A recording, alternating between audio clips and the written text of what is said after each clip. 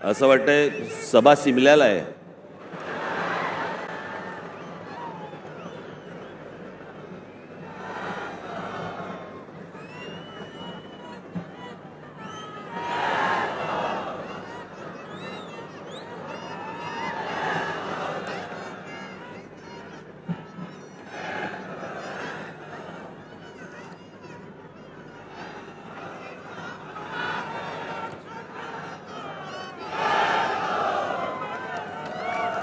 काय बोलणार?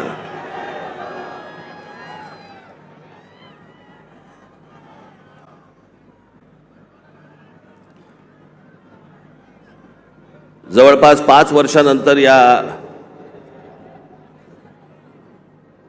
खास करून महाराष्ट्रामध्ये निवडणुका होत आहेत.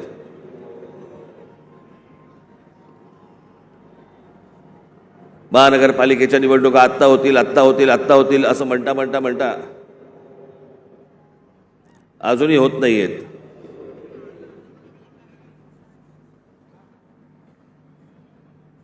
त्याच्यामुळे 2019ला ज्या निवडणुका झाल्या त्याच्यानंतर आज 2024ला निवडणुका होत आहेत आणि सगळे आचारसंहितावाले सगळे जागे झालेत. काल मी एक बातमी वाचली की आचारसंहितेसाठी म्हणून निवडणुकीसाठी म्हणून महानगरपालिकेची जेवढी हॉस्पिटल्स आहेत तिकडचे डॉक्टर्स आणि नर्सेस यांना निवडणुकीच्या कामावरती जुंपवलंय.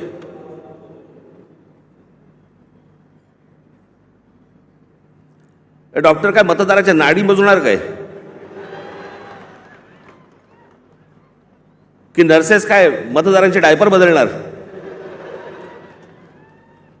ज्याच्यासाठी म्हणून त्यांची नेमणूक केलेली आहे, ज्या रुग्णांसाठी म्हणून नेमणूक केलेली आहे तिथे ते नसावेत का? आणि निवडणुका होणार आहेत ही गोष्ट जर समजा निवडणूक आयोगाला माहिती असते ना प्रत्येक वेळेला,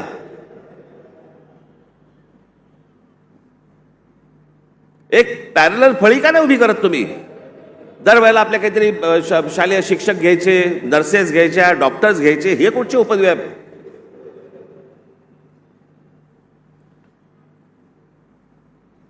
मी आपल्याला आत्ताच सांगतोय, ज्या डॉक्टरांवरती आणि ज्या नर्सेसवरती ही निवडणुकीची जबाबदारी टाकलेली असेल तिथे त्यांनी जाऊ नये आणि ज्या रुग्णांची सेवा करण्यासाठी म्हणून तुम्ही आयुष्य घालवताय त्या हॉस्पिटलमध्ये परत तुम्ही जा, तिथे काम करा. तुम्हाला नोकरीवरनं कोण काढतं मी बघतो.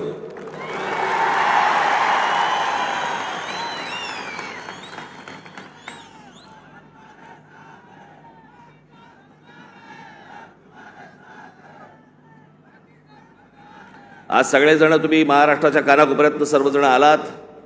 सर्वप्रथम मी आपल्या सर्वांना गुढीपाडव्याच्या मनपूर्वक शुभेच्छा देतो. आज सणासुदीचा दिवस असून देखील या अशा प्रकारच्या सभा नुसत्याच होत नसतात. त्याला एक पोलीस यंत्रणेवरती देखील एक ताण असतो. पण आपल्या सणासुदीच्या दिवशी सगळ्या गोष्टी बाजूला सारून अशा कामांना ज्यावेळेला हे पोलीस माझे सहकारी ज्यावेळेला जुंपलेले असतात त्या सर्व पोलीस अधिकाऱ्यांचे, माझे कॉन्स्टेबल माता भगिनी यांची मी दिलगिरी व्यक्त करतो की त्यांना या सगळ्या याच्यामध्ये काम करावं लागतंय. पण तुम्हालाही मनपूर्वक गुढीपाडव्याच्या मनपूर्वक शुभेच्छा.